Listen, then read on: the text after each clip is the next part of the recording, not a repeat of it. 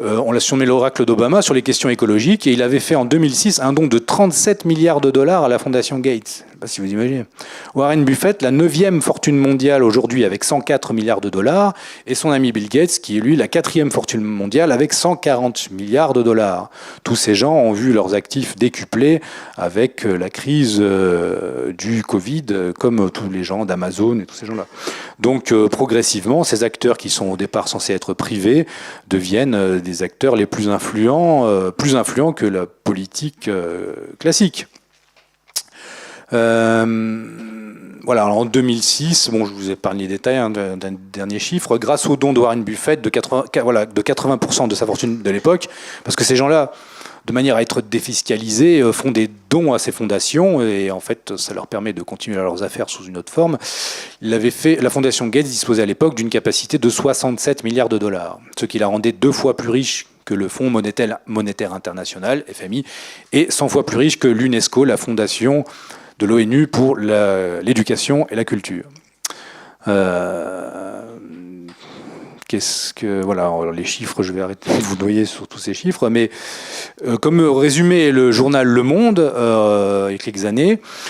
si la Fondation Gates, donc c'est pas un organe complotiste, hein, c'est un organe vraiment du système, si la Fondation Gates était un État, selon les données de la Banque mondiale, elle serait le 91e État le plus riche du monde. Donc le journal Le Monde, ayant lui-même par ailleurs perçu, mais ça c'est pas eux qui vont vous le dire, il faut chercher ailleurs, qui a par ailleurs perçu plus de 4 millions de dollars de par la Fondation Gates depuis 2014 dans la catégorie budget du budget de la Fondation qui s'appelle Sensibilisation et analyse de la santé mondiale et du développement. Alors ça c'est intéressant parce que donc vous voyez des organes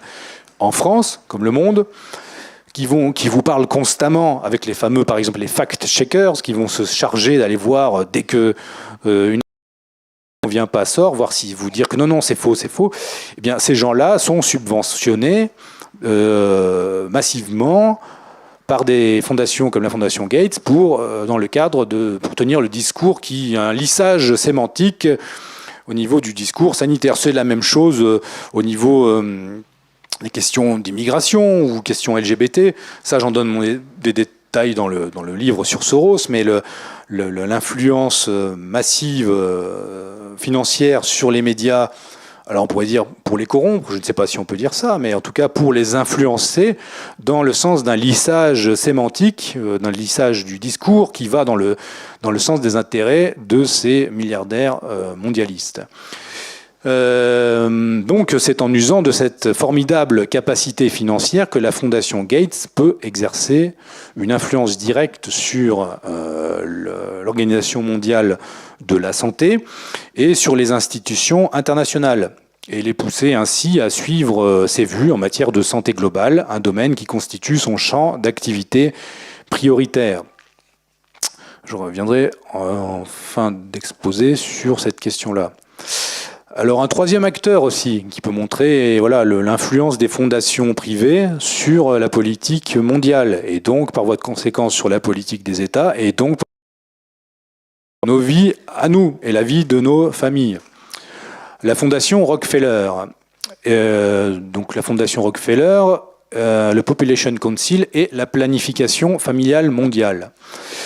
J'ai publié justement sur le site Strategica tout un dossier sur cette question-là, sur les questions des fondations privées et des politiques de contrôle démographique et aussi des politiques anti-vie, enfin à l'inverse des politiques pro-vie, on va dire. Donc le très influent David Rockefeller, qui est né en 1915, mort en 2017. Alors les Rockefeller, il y en a plein. Donc là, celui-là, c'est David Rockefeller, qui fut aussi à l'origine de la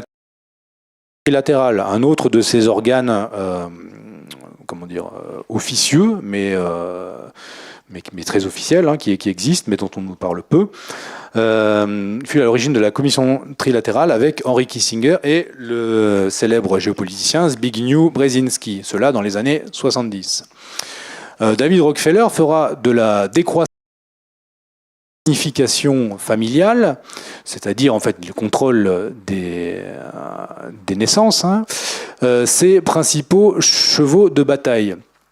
Des thématiques que Rockefeller, comme Bill Gates, lie aux questions écologiques et qu'il appréhende de manière globale dans une perspective cosmopolitique. C'est-à-dire ces gens-là vous parlent constamment d'écologie ou bien du rapport qu'il y a entre une démographie excessive et la pollution, et donc la pollution qui génère le réchauffement climatique, et le réchauffement climatique qui est une catastrophe qui va nous arriver, qui va tous nous tuer, comme en ce moment. Et en fait, à partir de là, il faut donc réduire la population mondiale pour avoir une moindre pollution et donc enrayer ce réchauffement climatique monstrueux. Sauf que c'est toujours dans une perspective et des calculs qui sont projetés à l'échelle mondiale, c'est-à-dire la démographie en Afrique n'est pas la démographie en Europe. On pourrait même dire que la démographie en Europe n'est pas